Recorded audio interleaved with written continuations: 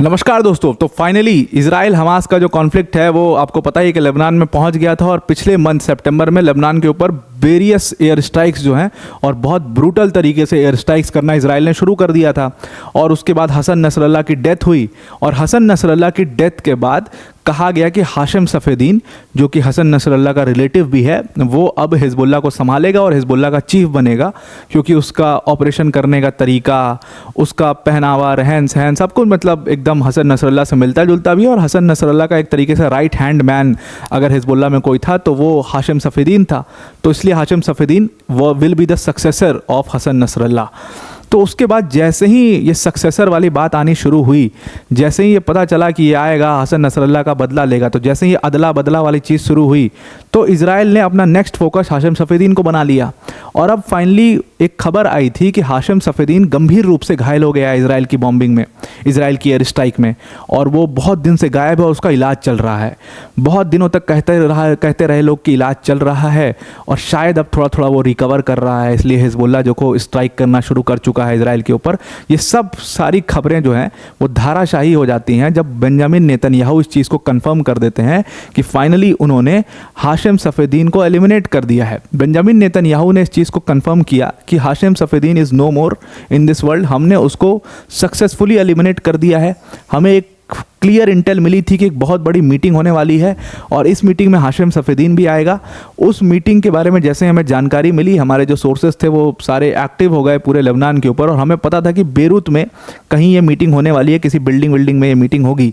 और वहाँ पर इसीलिए अब सितंबर में हमने जो बहुत बड़ा ऑफेंसिव लिया था, पहले हसन नसरल्ला को मारा गया और उसके बाद उनकी इन सब की लोकेशंस जो थी वो हमें पता थी। तो जैसे ही ये मूवमेंट करते थे वो हमें कुछ ना कुछ आइडिया हो जाता था कि इनका मूवमेंट हो रहा है और ये कहीं ना कहीं जुटने वाले हैं। तो हाशिम सफ़ेदीन की भी वैसे ही हमें खबर मिली और फाइनली उसको हमने मार गिराया है, उसको हमने एलिमिनेट कर दिया है। और ये खबर ऑलमोस्ट कंफर्म है। ऑलमोस्ट क्या, बेंजामिन नेतन्याहू के हिसाब से तो ये खबर एकदम बिल्कुल पुख्ता खबर है और ये बिल्कुल एकदम कंफर्म्ड है कि उसको हमने मार गिराया है। अब वीडियो में आगे जाने से पहले एक छोटी सी अनाउंसमेंट है अनअकैडमी टीम की तरफ से कि अगर आप यूपीएससी सीएससी 2025 की प्रिपरेशन कर रहे हैं तो अनअकैडमी ने अपने यूपीएससी सीएससी के सब्सक्रिप्शन फीस में बिगेस्ट एवर प्राइस ड्रॉप किया और प्राइस ड्रॉप करके यूपीएससी सीएससी की फीस को 24,999 कर दिया है। तो इस कोर्स के बारे में अगर आप ज़्यादा जानते हैं, वैसे तो मैं लास्ट में बता दूंगा, पर डिस्क्रिप्शन में हमने एक लिंक दिया हुआ, उस लिंक पर क्लिक करके आपको सारी जानकारी इस कोर्स के बारे में पता लग जाएगी। और लास्ट में इस वीडियो के अगर आपको इसके बारे में ज़्यादा जानना है तो मैं आपको अच्छे से समझा दूंगा। अब वीडियो पर वापस आते हैं। तो फाइनली बेंजामिन नेतन्याहू ने स्टेटमेंट ट्यूसडे को दिया, यानी कि कल ये स्टेटमेंट दिया है कि हमने हाशिम सफ़ेदीन को फाइनली एलिमिनेट कर दिया है और अब जो टॉप लीडरशिप है पूरा एक तरीके से जो हिजबुल्लाह का, वो अब पूरी तरीके से ख़त्म हो चुका है। अब ये सारी चीज़ें देखो शुरू कैसे हुई थी, शुरू कहाँ से हुई थी कि लेबनान में हिजबुल्लाह ने अटैक करना शुरू किया था हमास के बाद। हमास सबसे पहला टारगेट था ऑब्वियसली, और हमास के टॉप लीडर्स को मारने के बाद, वो काम ख़त्म करने के बाद अपना जो फोकस है वो इन्होंने हिजबुल्लाह के ऊपर शिफ्ट किया। हमास में उन्होंने इस्माइल हानिया का नाम आप लीजिए, इस्माइल हानिया को एलिमिनेट किया। ईरान के मतलब IRGC के गेस्ट हाउस के अंदर उसको एलिमिनेट कर दिया। पता किसी को आज तक नहीं लग पाया कि मारा कैसे एग्जैक्टली, कौन लोग इन्वॉल्व थे। खैर दूसरी बात करते, याह्या सिनवार की बात करते, बहुत दिन से गायब हैं। याह्या सिनवार चीफ बनने के बाद कर क्या रहा है एग्जैक्टली वो किसी को नहीं पता है कि वो है कहाँ पर। मतलब उसको ना देखा गया, ना उससे कोई मिल पा रहा है, ना उससे कोई पॉलिटिकल स्टेटमेंट्स आ रहे हैं। मतलब ये आप मान के चलिए कि याह्या सिनवार को भी इन लोगों ने मार दिया है। महीने 2 महीने बाद उसको डिस्क्लोज कर देंगे कि ये मर गया है ये व्यक्ति याह्या सिनवार। और ना ही हमास उस चीज़ को डिस्क्लोज कर रही है कि वो मर गया है कि जिंदा है। नहीं डिस्क्लोज, हमास क्यों नहीं डिस्क्लोज कर रही है, उसके पीछे का कारण देखो। इस्माइल हानिया की खबर छिप नहीं पाई क्योंकि वो लीक हो गई तुरंत, क्योंकि वो दूसरे देश में ऑपरेशन हुआ। अब याह्या सिनवार को एग्जैक्टली कैसे मारा गया, कहाँ मारा गया है, इसके बारे में हमास को या तो पता या तो इजराइल को पता है। ये थर्ड पर्सन तक ये बात नहीं, इसीलिए लीक नहीं हो पा रही है मार्केट में। अब ईरान में वो था, एक पब्लिक मीटिंग में गया हुआ था और इस्माइल हानिया वैसा व्यक्ति था जो कि पूरे मीडिया में रहता था, डिप्लोमेटिकली काफ़ी पावरफुल था, अलग अलग कंट्रीज़ के रिप्रेजेंटेटिव से डायरेक्ट बातचीत किया करता था। तो इस वजह से वो काफ़ी न्यूज़ में था। वो गायब हो जाएगा तो पूछेंगे लोग, तो इस वजह से उसकी खबर निकल गई।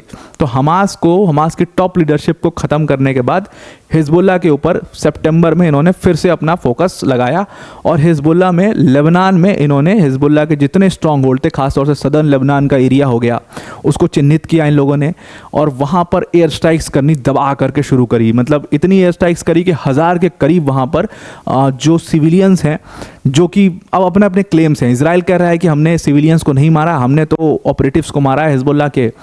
खैर लेबनीज जो गवर्नमेंट है वो कह रही है कि इसमें सिविलियंस की कैजुअलिटी हुई है, लेकिन आप ऐसा मान के चलिए कि इतना बड़ा अगर अटैक हो रहा है तो जाहिर सी बात है उसमें सिविलियन कैजुअलिटी तो 100% होगी। और ये बाद में इजराइल के योआव गैलेंट ने भी इस चीज़ को माना कि वहाँ पर सिविलियंस रहते हैं, उनकी कैजुअलिटी हो सकती है, इसीलिए हम एक मैप निकालते हैं कि वो लोग सब लोग इवैक्यूएट करके चले जाएँ। तो ये सारी बातें खैर चल रही थी, तो उसमें बहुत मैसिव उन्होंने अटैक करना लेबनान के ऊपर शुरू किया।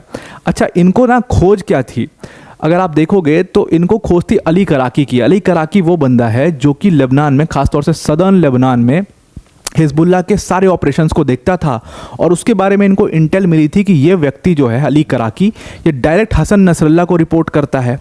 तो इसलिए अली कराकी इनके लिए सबसे इंपॉर्टेंट पर्सन था उस टाइम पर हिजबुल्लाह में, और उसी को एलिमिनेट ये इजराइल करना चाहता था। और लगातार जितने इजराइल के जो फील्ड एजेंट्स हैं वो अली कराकी के पीछे पड़े हुए थे। अब अली कराकी को खोजते खोजते बाद में पता चला कि इनको हसन नसरल्लाह की भी जो लोकेशन है वो भी मिल गई। अली कराकी क्योंकि हसन नसरल्लाह को डायरेक्ट कांटेक्ट किया करता था, तो उसके थ्रू ये लोग हसन नसरल्लाह तक भी पहुंच गए और फाइनली अली कराकी को खोजते के चक्कर में हसन नसरल्लाह को भी मार गिराया इन लोगों ने। और आप देखिए कि अली कराकी और हसन नसरल्लाह दोनों सेम डे मारे गए थे। तो यहाँ से एक चीज़ और कंफर्म होती है कि वो सही में हसन नसरल्लाह को डायरेक्टली रिपोर्ट कर रहा था। ये बात इजराइल की बिल्कुल ठीक बात थी। अब हसन नसरल्लाह की डेथ के बाद दो कंटेंडर थे, एक नाइम कासिम और दूसरा कंटेंडर था हाशिम सफीदीन।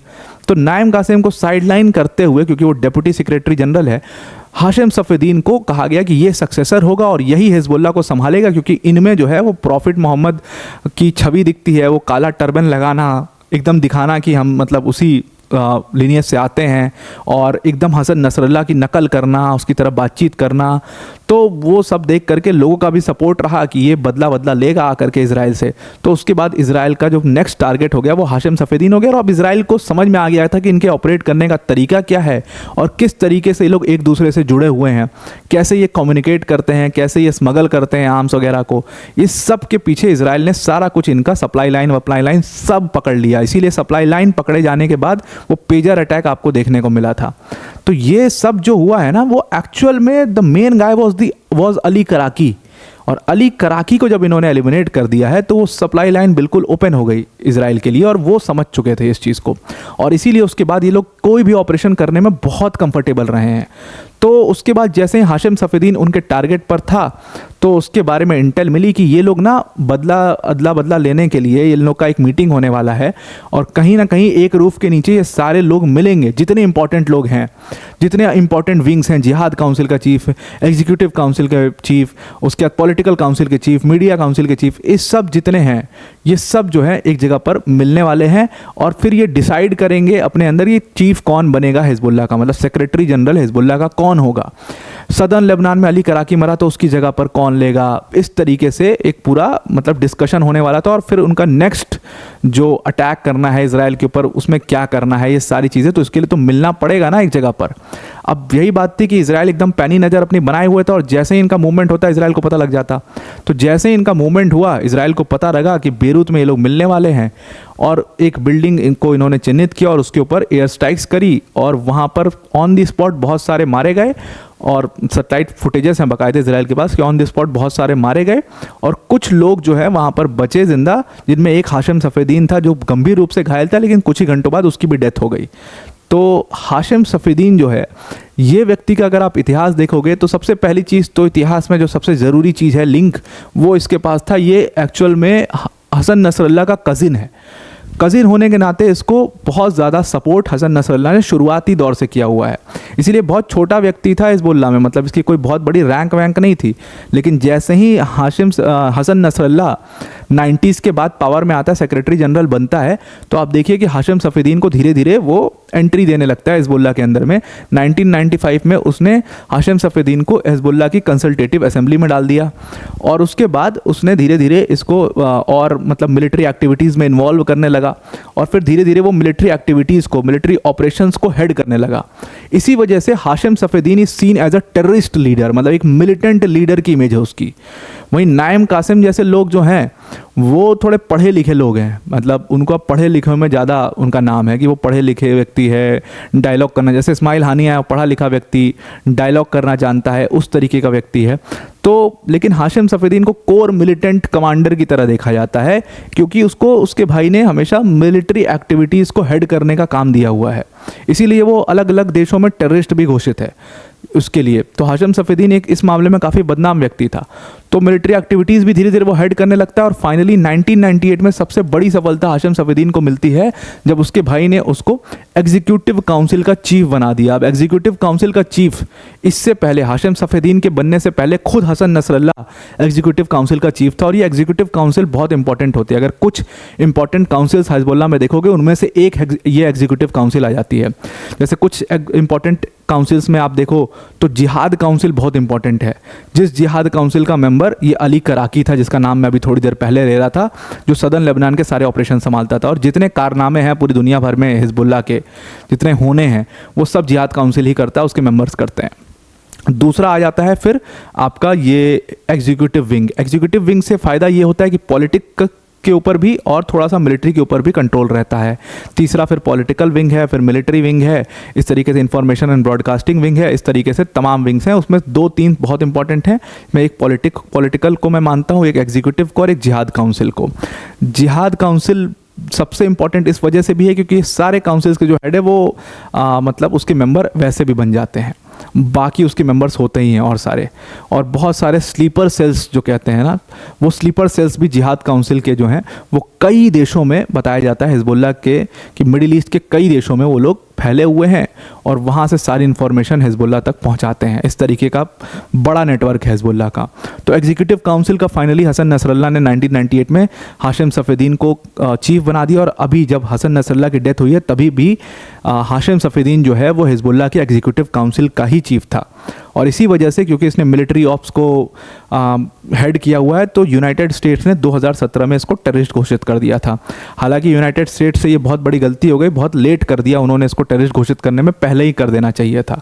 तो ये एक खतरनाक तरीके का व्यक्ति था और इसी वजह से बेंजामिन नेतन्याहू ने बोला कि हमें इसकी खोज थी बहुत लंबे समय तक और फाइनली जो है क्योंकि ये बड़े बड़े टेररिज्म एक्ट्स जो है वो कर सकता था इजराइल में, इसकी कैपेबिलिटी थी, इस वजह से हमने इसको एलिमिनेट कर दिया। अब एलिमिनेट कर दिया लेकिन इसकी खबर हिजबुल्लाह ने तो दी नहीं, ना ईरान ने दी इस चीज़ की। हसन नसरल्लाह की डेथ के बाद ईरान ने घोषित किया कि हाँ उनकी डेथ हो चुकी है, उसको फाइनल किया, लेकिन हाशिम सफ़ीदीन की डेथ के बाद अभी तक इसकी पुष्टि ईरान की तरफ से या हिजबुल्लाह की तरफ से नहीं आई है। अब इसके पीछे का कारण है, लंबा कारण है, इसको समझना बहुत जरूरी। देखो हसन नसरल्लाह की डेथ कन्फर्म करनी मजबूरी भी थी क्योंकि वो चीफ था हिजबुल्लाह का, उसका मारा जाना बहुत ही बड़ी खबर थी और उसका मारा जाना एक बहुत बड़ा वो रीज़न भी था कि ईरान अटैक कर दे इजराइल के ऊपर, ये भी एक बहुत बड़ा रीज़न था। तो इसलिए उसको डिस्क्लोज तो करना ही था बदला लेने के लिए, तो इस वजह से उसको डिस्क्लोज किया गया था। लेकिन आप देखो कि उसके आगे कुछ नहीं बताया गया। हसन नसरल्लाह की बॉडी को कहाँ दफनाया गया है वो लोकेशन तक डिस्क्लोज लोगों के सामने नहीं की गई है, उसके पीछे का कारण है। अब ये आप अगर जाओ थोड़ा सा वक्त में पीछे और ओसामा बिन लादेन की डेथ देखो तो सेम आपको वहाँ पर भी करते हुए मिलते हैं कि यूएस ने ओसामा बिन लादेन को मारा और उसकी बॉडी गायब कर दी। उसके थोड़ा और पहले आ जाओ आप मुल्ला उमर के बारे में आपको देखो कि मुल्ला उमर जो तालिबान जिसने बनाया था, उसको जब मारा गया तो मुल्ला उमर यूएस का CIA जो है वो कहता है कि गलती उनसे ये हो गई कि मुल्ला उमर की बॉडी वहाँ उन्होंने छोड़ दी। उससे क्या हो गया कि मुल्ला उमर की बॉडी को जहाँ दफनाया गया वो एक गैदरिंग साइट बन गया, वो एक गैदरिंग साइट बना तालिबान के ऑपरेटिव्स के लिए और उनके लिए एक पीस ऑफ मोटिवेशन है वो, जैसे वो उसको एक अमर शहीद का दर्जा दे दिया गया। तो उसको रेक्टिफाई उन्होंने ओसामा बिन लादेन वाले ऑपरेशन में किया उस चीज़ को। और ये सिर्फ मुल्ला उमर की बात नहीं, मुझे ईयर एग्जैक्ट याद नहीं आ रहा है कि मुल्ला उमर की डेथ किस ईयर में हुई थी। हो सकता है कि ये ओसामा के बाद का केस हो, उससे पहले भी कई सारे ऐसे केसेस थे जहाँ पर यूएस ने ये गलती करी कि उन्होंने बॉडी छोड़ी और वो एक बहुत बड़ी रिलीजियस साइट बन गई। ये चीज़ वो इराक में भी देख चुके थे। जब उन्होंने इराक में ऑपरेशंस करना शुरू किया था तो वहाँ पर भी इन्होंने सेम चीज़ देखी थी कि ये तुरंत एक रिलीजियस साइट बन जाता है, एक जैसे गैदरिंग का प्लेस हो जाता है जहाँ पर इन लोगों को शहीद घोषित कर दिया जाता है, इन टेररिस्ट लोगों को। ये चीज़ वो फेस कर चुके थे इराक में भी, तो ये बात उनको बहुत अच्छे से समझ आती थी। तो ओसामा बिन लादेन के केस में उन्होंने ये गलती नहीं की। ओसामा बिन लादेन को उन्होंने मारा और फिर उसकी बॉडी को उन्होंने वहाँ से गायब कर दिया। अब इसके बाद में लोग अलग अलग अपने अपने एनालिसिस देते हैं। कई लोग कहते हैं कि उसकी बॉडी यूएस लेके चले गए ये लोग और वहाँ पर उसकी बॉडी के ऊपर रिसर्च किया। खैर बहुत मतलब इस बात पे भरोसा मत करिएगा, ये सब लोग अपने अपने कयास लगाते रहते हैं। कुछ लोगों ने ये भी कहा कि बॉडी को समंदर में फेंक दिया ताकि किसी को मिले ना और इसकी प्लेस ऑफ गैदरिंग, जो सबसे सही बात है कि वो गैदरिंग का प्लेस ना बने। तीसरा, पाकिस्तान के कुछ बहुत बड़े बड़े जियोपॉलिटिकल एक्सपर्ट्स हैं जो ये कहते हैं, आज तक वो ये मानते हैं कि ओसामा बिन लादेन मरा ही नहीं है। ओसामा बिन लादेन ने यूएस को पैसे दे दिए हैं और वो बड़ा कंफर्टेबल लाइफ जी रहा है कहीं किसी साउथ अमेरिकन कंट्री में। बहुत लोग का ये मानना है। तो हालांकि ये सब बकवास है। मार दिया गया ओसामा बिन लादेन को और उसको कहीं उसकी बॉडी को डिस्पोज भी कर दिया इन लोगों ने। तो उसका कारण यही था कि बॉडी नहीं मिलनी चाहिए, प्लेस ऑफ गैदरिंग नहीं होनी चाहिए, मुल्ला उमर वाला सीन नहीं हो।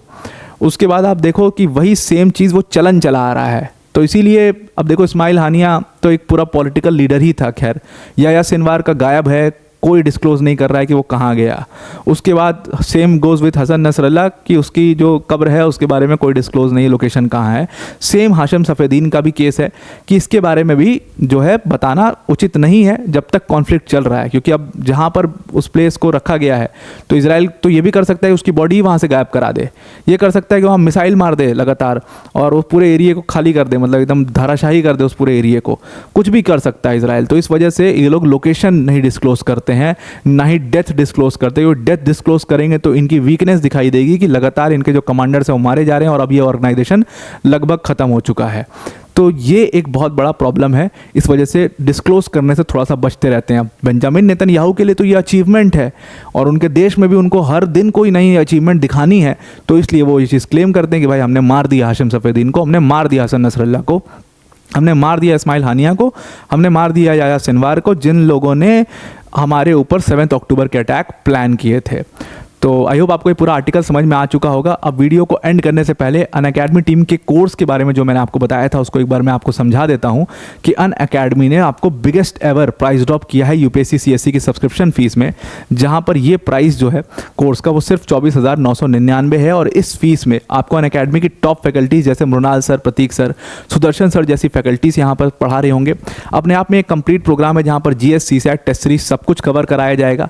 प्लस इसके साथ में आपको 1-to-1 मेंटोरशिप और स्पेसिफिक डाउट सेशंस भी आपके यहाँ पर लगेंगे। तो अगर आप इस कोर्स को इस डिस्काउंटेड प्राइस पर अवेल करना चाहते हैं, डिस्क्रिप्शन में एक लिंक दी हुई है, उस लिंक पर क्लिक करिएगा और जहाँ पर यूज़ कोड का ऑप्शन आएगा वहाँ पर आप APYT10 यूज़ करना, तो आप इस कोर्स को अवेल कर पाओगे। तो आई होप आपको ये पूरा आर्टिकल समझ में आ गया होगा। आज के लिए इतना ही। Thank you and have a nice day.